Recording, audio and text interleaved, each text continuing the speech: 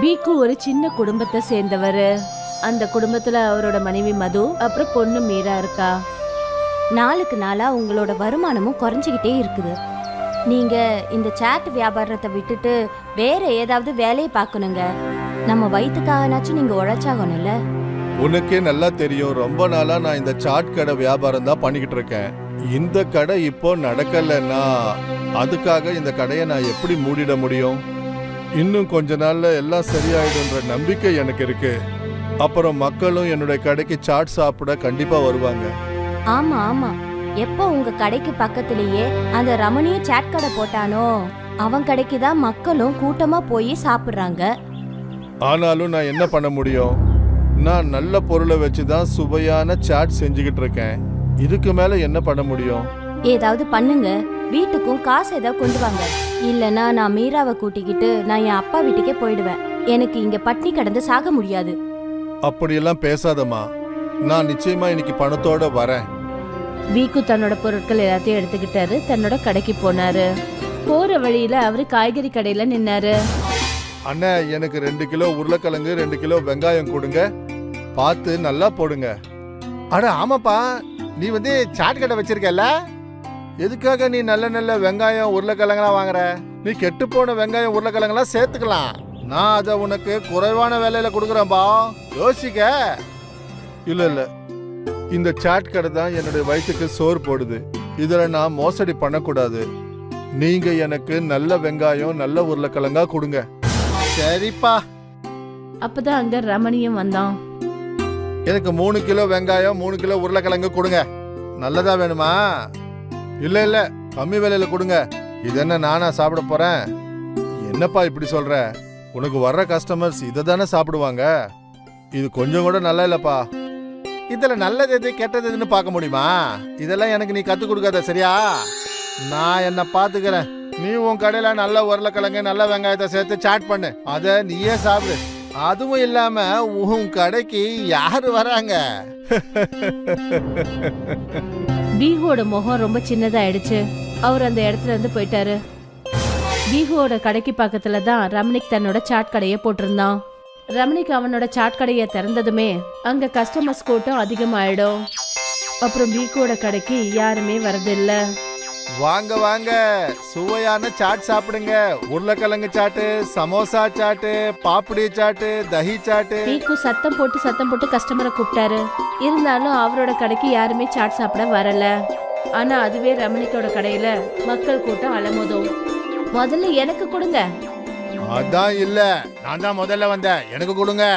எல்லாருக்கும் கொடுக்கறேன், எதுக்கு இப்படி சண்டை போட்டுக்கிறீங்க? தன்னோட கடையோட நிலைமைய பார்த்து பீக்குக்கு ரொம்ப கஷ்டமா இருந்தது. இவ்வளோ முயற்சி பண்ணதுக்கு அப்புறம் கூட ஜனங்க இந்த பக்கம் வரமாட்டேங்கிறாங்களே. கடவுளே, நீதான்ப்பா ஏதாவது ஒரு வழி காட்டணும். பீக்கு ராத்திரி ரொம்ப நேரம் வரைக்கும் கடையில நின்றுட்டு இருந்தாரு. இன்னைக்கும் அவர் கடையில வியாபாரம் எதுவும் நடக்கல. அவர் ரொம்ப சோகத்தோட வீட்டுக்கு போனாரு. இன்னைக்கு வியாபாரம் நடக்கல போல இருக்கு. ஆமா, இன்னைக்கும் கூட்டம் ரமணியோட கடையில தான் அதிகமா இருந்தது. நீங்க உங்களோட சாட் கடையை உடனே மூடி ஆகணும். இப்போ வீட்ல மளிகை பொருட்களும் இல்ல. இதே நிலைமை நீடிச்சுதுன்னா நாம பட்னி கடந்துதான் சாகணும். நீ எதுக்கும் கவலைப்படாத, நிச்சயமா ஏதாவது ஒண்ணு பண்ணுவோம். இதே விஷயத்த தான் 6 மாசமா சொல்லிக்கிட்டு இருக்கீங்க. இது வரைக்கும் எதுவும் மாறல. நீங்க மட்டும் பணம் சம்பாதிச்சுட்டு வந்து கொடுக்கல, நான் மீராவை கூட்டிக்கிட்டு எங்க அம்மா வீட்டுக்கு போயிடுவேன். ஆனா எனக்கு கொஞ்ச நாள் அவகாசம் கொடுமா. வீட்ல ஒரு படி அரிசி தான் இருக்கு. நாளைக்குள்ள பணம் ஏதாவது கொண்டு வந்தீங்கன்னா நல்லது. நீங்க மட்டும் இந்த வீட்ல தனியா இருங்க. என் பொண்ணு பட்னி கடந்து கஷ்டப்படுறதை என்னால பார்க்க முடியல. எங்க அப்பா நிச்சயமா எங்க 2 பேருக்கும் சாப்பாடு போடுவாரு. சரி. ஒரு பக்கம் பீக்குவோட கடையில வியாபாரம் நடக்கலன்னு சொல்லி ரொம்ப வருத்தத்துல இருந்தாரு.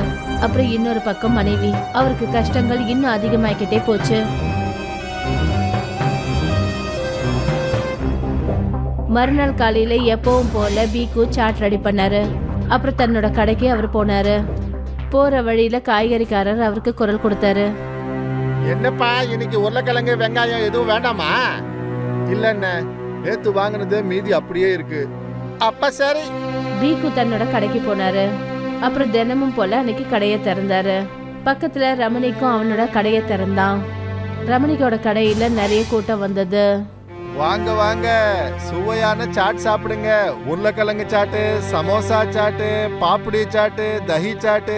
அவர் அவ்வளவு சத்தம் போட்டு எந்த பிரயோஜனமும் இல்ல. எந்த ஒரு கஸ்டமரும் அவரோட கடைக்கு வரவே இல்ல. அவருக்கு கவலையாயிடுச்சு. அவரோட கண்ணுல இருந்து கண்ணீர் சொட்ட ஆரம்பிச்சிடுச்சு. ஐயோ கடவுளே, எனக்கு மட்டும் ஏன் இப்படி நடக்குது? இன்னைக்கு மட்டும் என் வீட்டுக்கு பணத்தை கொண்டு போலன்னா வீட்டுல யாருக்குமே சாப்பாடு இருக்காது. அப்புறம் மது மீராவை கூட்டிட்டு அவங்க அம்மா வீட்டுக்கு போயிடுவா. என்ன பண்றதுன்னு எதுவுமே புரியலையே. அந்த சமயம்தான் பீக்குவோட கடைக்கு ஒரு வயசான அம்மா வந்தாங்க. என்னப்பா ஆச்சு கண்ணா, நீ எதுக்காக இப்படி அழுதுட்டு இருக்க? என்னன்னு சொல்றதுமா, நிலைமையே ரொம்ப மோசமா இருக்கு. எல்லாமே நல்லபடியா செஞ்சோம், எதுவுமே சரியா இல்லம்மா. நான் நல்ல பொருட்களை தான் பயன்படுத்துறேன், ஆனாலும் மக்கள் அந்த ரமணியோட கடையில தான் சாட் சாப்பிடுறாங்க. இப்போ என் குடும்பமே பசியில அவஸ்தைப்படுற நிலைமை வந்துடுச்சுமா. நீ கவலைப்படாதப்பா. இந்தப்பா, இது மாய மசாலா. இத நீ உன்னோட சாட்ல சேர்த்தன்னு வச்சுக்க. கஸ்டமர்ஸ் அவங்களா இங்க வருவாங்க. அப்புறம் உன்னோட கஷ்டம் எல்லாத்துக்கும் ஒரு முடிவு கிடைச்சிடும்பா. பீக்கு அந்த வயசான அம்மா கிட்ட அந்த மாய மசாலாவை வாங்கின உடனே அந்த வயசான அம்மா மறைஞ்சிட்டாங்க. அட, இவங்க எங்க போனாங்க? அம்மா, அம்மா. பீக்கு அந்த வயசான அம்மாவை தேடிக்கிட்டே இருந்தாரு. ஆனா அவங்க எங்கேயோ மறைஞ்சிட்டாங்க. அந்த அம்மா யாரு? அப்புறம் திடீர்னு எங்க மறைஞ்சு போயிட்டாங்க?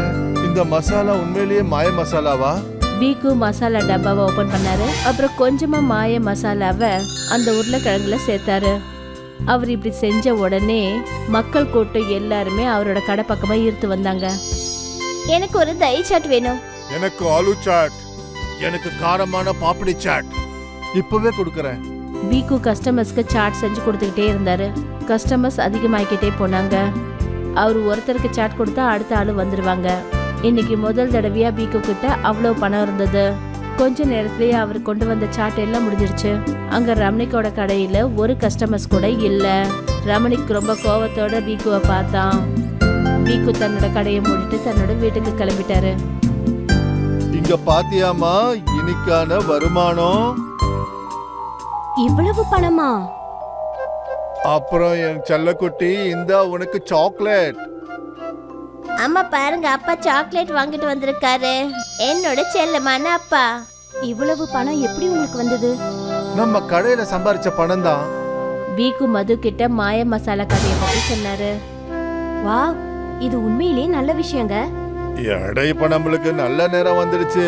இனிமே வெறும் கையோட திரும்பி வர அவசியம் ஏற்படாது. ஆனா அந்த மாய மசாலா முடிஞ்சு போச்சுன்னா? அதுக்கும் என்கிட்ட ஒரு யோசனை இருக்கு. பீக்கு ஒரு மசாலா மூட்டையை கொண்டு வந்தாரு. அப்புறம் அந்த மாய மசாலாவை அந்த மூட்டையில கொட்டினாரு.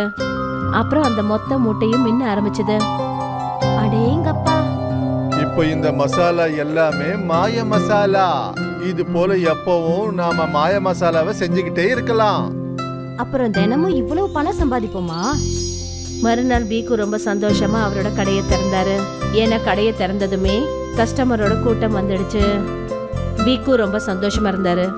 கொஞ்ச நாள்ல ரமணிக் தன்னோட கடையை அங்கிருந்து எடுத்துட்டான். இப்ப அந்த ஏரியாவுல பீக்குவோட சாட் கடை மட்டும்தான் இருந்தது. அங்க எப்பவுமே கஸ்டமர்ஸ் கூட்டமா வந்து நின்னுட்டு இருப்பாங்க. இது அந்த சாட் மசாலாவோட அற்புதங்கள். சென்னசோர்கரம் சென்னசோர்கரம் சென்னசோர்கரம். புந்தேலா மார்க்கெட்ல இந்த ஒரு குரலை கேட்டதுமே மக்கள் ஹரியா கிட்ட வர ஆரம்பிச்சிடுவாங்க. யாரெல்லாம் அவனோட சன்னா மசாலாவை சாப்பிடுவாங்களோ அவங்களால புகழாம இருக்கவே முடியாது. அட, இந்த சென்னசோர்கரம் எவ்வளவு சுவையா இருக்கு. அண்ணே, இதை விட அருமையான சன்னா மசாலா எங்கேயும் கிடைக்காது. அட, இதுல என்னத்தை போடுற அண்ணா? அடே அண்ணா, நம்மளுடைய ஸ்பெஷாலிட்டியே அந்த மசாலா தான் இதுல டேஸ்ட் கொடுக்கறது. ஓ, நல்லதுண்ணா, நல்லது. எனக்கு 20 ரூபாய்க்கு இன்னும் கொஞ்சம் கொடுங்க. நான் இதை எடுத்துட்டு போயிட்டு கொஞ்சம் என் பசங்களுக்கு கொடுக்குறேன். ஆ சரிண்ணா, சரி. ஹரியா அந்த பக்கமா போயிட்டு இருக்கிறவங்களுக்கு சன்னா மசாலாவை வித்துட்டு இருப்பான். அப்புறம் இதால அவருக்கு நல்ல வருமானமும் கிடைச்சிக்கிட்டு இருந்தது. சந்தீப் ஹரியாவை தினமும் பார்த்து தினமும் தன்னோட மனசுல யோசிச்சுக்கிட்டே இருப்பான். இந்த அரியா கிட்ட வண்டியும் இல்ல, கடையும் இல்ல, ஆனாலும் சம்பாதிக்கிறா. ஆனா நாம ஒரு கடையை வச்சுக்கிட்டு சும்மா உட்காந்துருக்கோம்.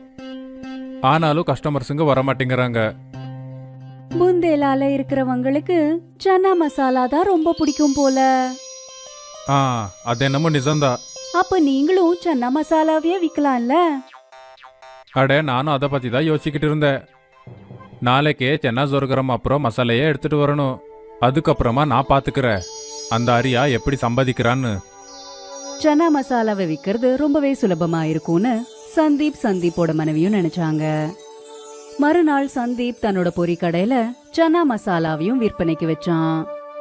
அப்புறம் வெளியில சன்னா மசாலாவோட போர்டையும் வச்சான். அந்த போர்டை பார்த்து ஒரு லேடி அவனோட கடைக்கு வந்தா. அட அண்ணே, நீங்களும் சன்னா மசாலாவை விற்க ஆரம்பிச்சிட்டீங்களா? ஆ, ஆமாக்கா. உங்களுக்கு நான் போட்டு கொடுக்கட்டா? ஆ செஞ்சு கொடுங்க. இன்னைக்கு உங்க கையால செஞ்சதையும் ருசிச்சு பாத்துடுறேன். ஹரியா அண்ணன் செய்யற அளவுக்கு நல்லா இல்ல. அதுக்கப்புறம் இன்னும் கொஞ்சம் பேர் வந்து சந்தீப்போட சன்னா மசாலாவை சாப்பிட்டு பார்த்தாங்க. அவங்களும் சந்தீப்க்கு இதே தான் சொன்னாங்க. கொஞ்ச நேரத்துக்கு அப்புறம் ஹரியா அந்த இடத்துக்கு நடந்துகிட்டே வந்தப்போ எல்லா கஸ்டமர்ஸும் ஹரியா கிட்ட போக ஆரம்பிச்சாங்க. அடே அண்ணா, எனக்கு 20 ரூபாய்க்கு கொடுங்க. ஆ, எனக்கும். கஸ்டமர்ஸ் இப்படி போறத பார்த்து சந்தீப்போட பொறாம இன்னும் அதிகமாயிடுச்சு. அடே, இந்த அரியா கஸ்டமர்ஸுக்கு என்ன மாய செஞ்சிருக்கானோ? நீங்க கேக்கலையா? அவரோட மசாலால ஏதோ மாயம் இருக்கு. அப்புறம் இதையும் கேள்விப்பட்டேன். அந்த மசாலா அவரோட முன்னோர்களோட மசாலாவாம். அவரோட தாத்தா கொள்ளு தாத்தா இத பத்தி சொல்லிட்டு போனாங்களாம். அப்படின்னா நான் என்ன செய்யறது? நீங்க அந்த மசாலாவை எப்படி செய்யணும்னு கத்துக்கோங்க. அப்போ எல்லா கஸ்டமர்ஸும் உங்ககிட்டயே வருவாங்க. அட, அதை கத்துக்கிறது அவ்வளவு சுலபமா? சுலபமா இருக்காதுதான். ஆனா என்கிட்ட ஒரு ஐடியா இருக்கு. மது சந்தீப்போட காதுல அவளோட ஐடியாவை சொன்னா. அப்புறம் 2 பேரும் சிரிச்சிட்டு இருந்தாங்க. அடுத்த நாள் ஹரியாவோட வீட்டு வெளியில ஒரு 15 வயசு பையன் பிச்சை எடுக்கிறதுக்கு வந்தான். அவன் ஹரியாவோட கதவை தட்டினான். அடே அண்ணா, கொஞ்சம் சாப்பாடு போடுங்க. 2 நாளா சாப்பிடவே இல்லை. ஹரியா ரொம்ப இரக்கமுள்ளவரு. அவரு உடனே வீட்டுக்குள்ள போய் அந்த பையனுக்காக சாப்பாட்டை எடுத்துட்டு வந்தாரு. அந்த பையன் ரொம்ப வேகமா சாப்பிட்டுட்டு இருந்தான். அப்போ ஹரியா அந்த பையன் கிட்ட கேட்டாரு. அட, நீ இங்க ஒண்டியா என்ன செஞ்சுக்கிட்டு இருக்க? உன்னுடைய அப்பா அம்மா எங்க? என் அப்பா சின்ன வயசுல செத்து போயிட்டாங்க. அதுக்கப்புறமா அம்மா செத்து 2 மாசம் ஆச்சு. அன்னையிலிருந்து அந்த பக்கம் இந்த பக்கம் வேலைக்காக தெரிஞ்சுக்கிட்டு இருக்க. பசி. யாருமே வேலை கொடுக்க மாட்டேங்கிறாங்க. அடடே, அழுவாதே முன்னா, நான் இருக்கல. நீ என்கிட்டயே வேலை செஞ்சுக்கிட்டு இரு. உனக்கு வயிறு நிறைய சாப்பாடு போடுற. அப்படியே நீ எங்க கூடவே எங்க வீட்லயே இருக்கலாம், சரியா? நீங்க நிஜமாவே கடவுள் எனக்கு. அடடே, அழுகாத. ஆமா, உன் பேர் என்ன? அது வந்து என் பேரு முரளி சர்மா. ஆ, சரி. இன்னிலிருந்து நீ என் கூடவே இருக்கலாம். உனக்கு இங்க எந்த தொந்தரவும் இருக்காது. நன்றி அண்ணா, ரொம்ப ரொம்ப நன்றி. ஹரியா அந்த அநாத முரளிக்கு அடைக்கலம் கொடுத்தாரு. ஹரியா முரளிய மார்க்கெட்டுக்கும் கூட்டிட்டு போவாரு. அப்புறம் வீட்டோட சின்ன சின்ன வேலைகளையும் செய்ய சொல்லுவாரு. எடுத்துக்கோ, 1 கிலோ தக்காளி எடுத்துட்டு வா. 10 ரூபா நீயே வச்சுக்கோ. உனக்கு ஏதாவது சாப்பிடணும்னு தோணுச்சுன்னா சாப்பிட்டுடு. நன்றி அண்ணா. கொஞ்ச நாள்லயே ஹரியாக்கும் முரளிக்கும் நல்ல பழக்கம் ஏற்பட்டுருச்சு. ஹரியா எப்பவுமே தன்னோட மசாலாவை கிச்சன் கதவை மூடிட்டு தான் தயார் செஞ்சுட்டு இருப்பாரு. ஆனா ஒரு நாள் முரளி கிச்சன் ஜன்னல்ல இருந்து எல்லாத்தையும் பார்த்துட்டான். கொஞ்ச நேரத்துக்கு அப்புறம் முரளி ஹரியா கிட்ட வந்தான். நான் போலான்னு இருக்க. ஆனா எங்கேக்கு? ஆனா இன்னைக்கு பஜார்ல எனக்கு என்னுடைய அக்கா கிடைச்சாங்க. ஆனா யாரு? அதான் மது அக்கா. அவங்களுக்கு பேல்பூரி கடை இருக்கு. அட, ஆனா நீ சந்திப்புக்கு குடும்பமா? ஏன் இது என்கிட்ட சொல்லல? அது வந்து நான் அக்காவை மார்க்கெட்ல பார்த்தேன். அம்மாவை பத்தி நான் சொன்னப்போ அக்கா அழுந்துட்டா. அவங்க என்ன அவங்க கூடயே கூட்டிட்டு போறேன்னு சொல்லிட்டாங்க. இனிமேல் உங்களுக்கு பாரமா இருக்கிறதுக்கு எனக்கு விருப்பம் இல்லை. இது வரைக்கும் நீங்க செஞ்சதுக்கு நன்றி. பரவாயில்ல பரவாயில்ல. ஏதோ தவறா இருக்குன்னு ஹரியாக்கு புரிஞ்சு போச்சு. ஹரியாவோட மசாலா ரகசியத்தை கண்டுபிடிக்கிறதுக்காக மது தான் முரளிய அனுப்பினது. மதுவும் முரளியும் சேர்ந்து அந்த மசாலாவை தயார் செஞ்சாங்க. ஒரு வாட்டி சாப்பிட்டா மறுபடியும் மறுபடியும் வந்து கொடுங்கன்னு கேப்பீங்க நீங்க. ஸ்பெஷல் ஜோர்கரம். ஒரு வாட்டி வந்து சாப்பிட்டு பாருங்க. ஒன்னு செஞ்சு கொடுங்க. உங்க ஸ்பெஷல் மசாலா எப்படி இருக்குன்னு பாக்குறேன். ஆஹா வாங்கிக்கோங்க. சந்தீப் சன்னாக்குள்ள அந்த ரகசிய மசாலாவை கலந்து விட்டான். எடுத்துக்கோங்க. காரம் காரம் காரம், இவ்வளவு காரமா? மது அந்த லேடிக்கு தண்ணிய கொடுத்தா. அட, இது ஸ்பெஷல் மசாலாவா இல்ல வெறும் காரமா? எவ்வளோ காரமா இருக்கு. என்ன கொல்லலான்னு பாக்குறீங்களா? அந்த லேடி சந்தீப் அப்புறம் மதுவை நல்லா திட்டி விட்டு அங்க இருந்து கிளம்பிட்டா. சந்தீப்பும் மதுவும் முரளிய பாத்துக்கிட்டே இருந்தாங்க. ஆனா நான் சொன்னதெல்லாம் சரியா தானே சொன்னேன். அப்பதான் அங்க ஹரியா வந்தாரு. இங்க பாருடா பையா, நீ சொன்னது சரிதா. ஆனா நான் செஞ்சதுதான் தப்பு. எனக்கு முதல்லயே தெரியும் இதுல ஏதோ தப்பு நடக்குதுன்னு. ஏன்னா உன்னுடைய உடம்பு அவ்வளோ பெருசு இருக்கு. எங்கேயாவது ஏழை பைய இவ்வளோ பெருசா இருக்கிறதுக்கு சாத்தியமா? அட சந்தீப், நான் யூஸ் பண்ணிக்கிட்டு இருக்கிற மசாலா பத்தி உனக்கு தெரியணுமா? அது மட்டும் முடியவே முடியாது. ஹரியா ரொம்பவே புத்திசாலி. அவரு தன்னோட ரகசியத்தை ரகசியமாவே வச்சுக்கிட்டாரு. அமீர் சந்த் பட்டணத்துல ஃபாஃப்டாவை வித்துட்டு இருப்பாரு. அவருக்கு ஜெயன்ட்டு ஒரு பையன் உதவி செஞ்சுட்டு இருப்பான். அமீர் சந்த் ஜெய்க்கு மாச கடைசியில கொஞ்சம் காசு கொடுப்பாரு. ஜெயோட செலவுக்கு அந்த காசு போதுமானது. அவனுக்கு அம்மா அப்பான்னு யாருமே இல்ல. ஒரு நாள் காலையில அவன் தள்ளு வண்டிய கிளீன் பண்ணான். கொஞ்ச நேரத்திலேயே கஸ்டமர்ஸோட கூட்டம் கூடிடுச்சு. எல்லாரும் ஃபாஃப்டா சாப்பிட்டுட்டு இருந்தாங்க. அப்பதான் அமீர் சந்த் வந்தாரு. அடேங்கப்பா, நீ நல்ல வேலை பாக்குற. நான் வர்றதுக்கு முன்னாடியே எல்லா வேலையும் முடிச்சிட்டியே. நம்ம கடமைய நம்ம நல்லா பண்ணணும். ஒரு விஷயத்த நான் உன்கிட்ட சொல்ல மறந்துட்டேன். என்ன? நான் புது கடைய ஓபன் பண்ண போறேன். ரொம்ப நல்லதா போச்சு. கேட்கும்போது ரொம்ப சந்தோஷமா இருக்கு. இன்னைக்கு எனக்கு நிறைய வேலை இருக்கு. நீ பாப்பட வித்துரு. நான் சாயங்காலம் வரேன். அமீர் சந்த் கிளம்பிட்டாரு. அப்பதான் அந்த இடத்துக்கு ராகவன்ட்டு ஒரு பையன் வந்தான். அவன் ஃபாஃப்டா வாங்க நினைச்சான். ஆனா ராகவ் தூரத்துல இருந்து ஃபாஃப்டாவை பார்த்துக்கிட்டு இருந்தான். அப்போ ஜெய் அவன் கிட்ட இப்படி கேட்டான். என்னாச்சு ராகவ், இன்னைக்கு பாப்படா சாப்பிட வரலையா? நான் பாப்படா சாப்பிட வந்தேன். ஆனா வரும்போது நான் காசு எடுத்துக்கிட்டே வரலப்பா. நீ எதுக்கு அப்படி யோசிக்கிற? நான் உனக்கு சாப்பிட காசு தரேன். ரொம்ப நன்றிப்பா. நான் உனக்கு அப்புறமேல் காசு தரேன். ராகவ் ஃபாஃப்டா சாப்பிட்டு கிளம்பிட்டான். இதே போல அந்த இடத்துக்கு வர நிறைய பேருக்கு ஜெய் ஃபாஃப்டாவை கொடுத்துக்கிட்டு இருப்பான். அது அமீர் சந்துக்கு சுத்தமாவே பிடிக்காது. சாயந்தரம் அமீர் சந்த் திரும்ப வந்தாரு. இன்னைக்கு எவ்வளவு சேல் ஆச்சு? இன்னைக்கு கொஞ்சம் மிச்சமாயிடுச்சு. பரவாயில்ல, இதை நாளைக்கு பார்த்துக்கலாம். ஆனா என்ன?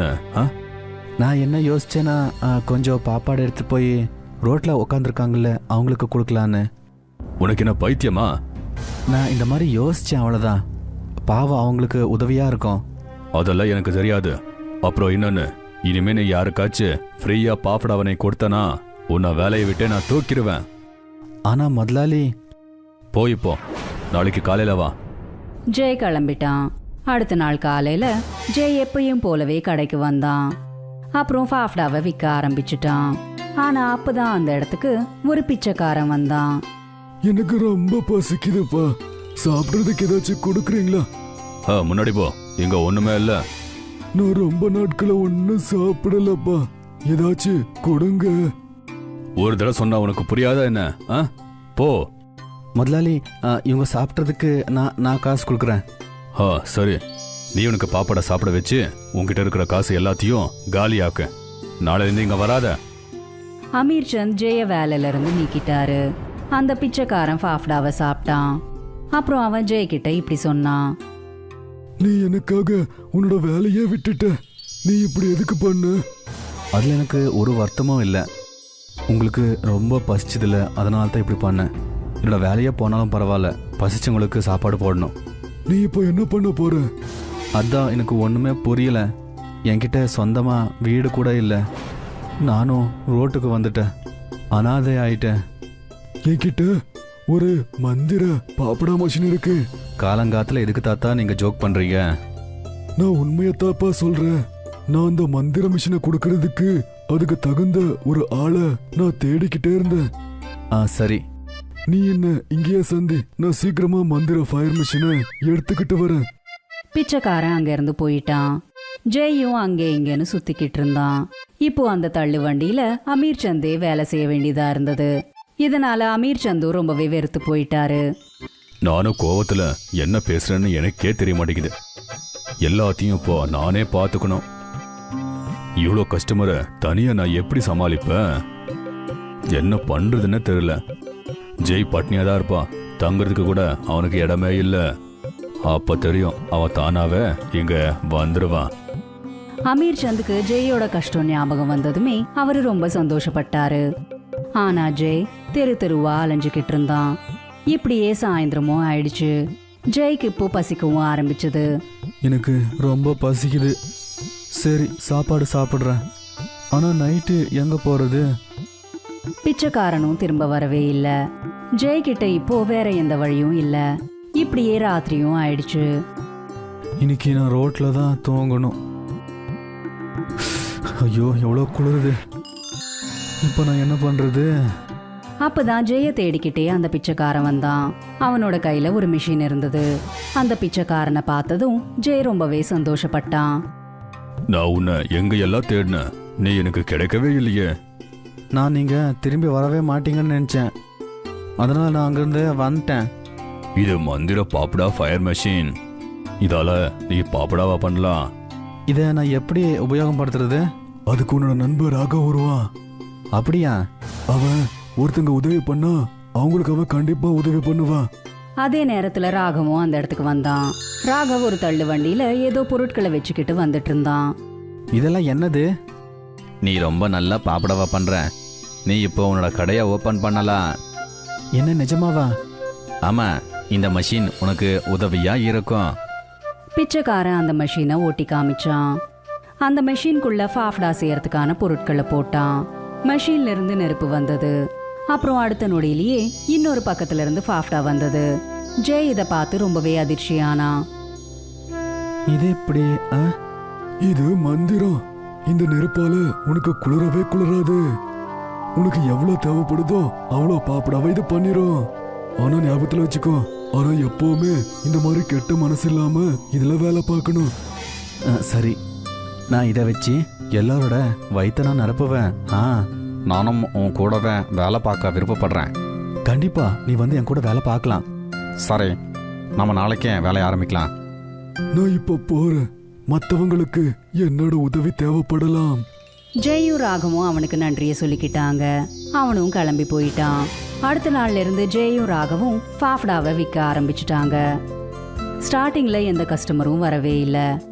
நாம் இந்த பாப்படை எல்லாத்தையும் வித்துருவோமா? எப்போ யாருக்குமே நம்மளை பற்றி தெரியாது, அதுக்கு தான் வரமாட்டாங்க. நான் எல்லாருக்குமே தெரிய மாதிரி பண்ணிட்டு வரேன். ராகவ் ஃபாஃப்டாக்கான பிரச்சாரத்தை செஞ்சான். எல்லா ஏழைங்களும் பணக்காரங்களும் அவங்க கிட்ட வந்துட்டு இருந்தாங்க. அவங்க ஒரு பெரிய கடையை ஓபன் பண்ணாங்க. அமீர் சந்த் தன்னோட கடையை மூட வேண்டியதாயிடுச்சு. அவர் ஏழையாயிட்டாரு. ஒரு நாள் அமீர் சந்த் ரொம்பவே பசியோட இருந்தாரு. இப்போ அவர்கிட்ட காசும் இல்ல. அவர் ஜெயோட கடையில ஃபாஃப்டா சாப்பிட வந்தாரு. என்கிட்ட காசு இல்லப்பா, ஆனா எனக்கு ரொம்ப பசிக்குது. ஒன்றும் பரவாயில்ல முதலாளி, நீங்க வயிறு நிறைய சாப்பிடுங்க. அமீர் சந்த் ஜெய பார்த்து ரொம்பவே ஷாக் ஆயிட்டாரு. முதலாளி, காலம் வட்ட மாதிரி எப்ப வேணாலும் கீழே வரலாம். அமீர் சந்த் ஃபாஃப்டாவை சாப்பிட்டாரு. தன்னோட தப்ப உணர்ந்து வருத்தப்பட்டாரு. ஜெய் அப்புறம் ராகவ் இதே போல சேவை செஞ்சுக்கிட்டு இருந்தாங்க.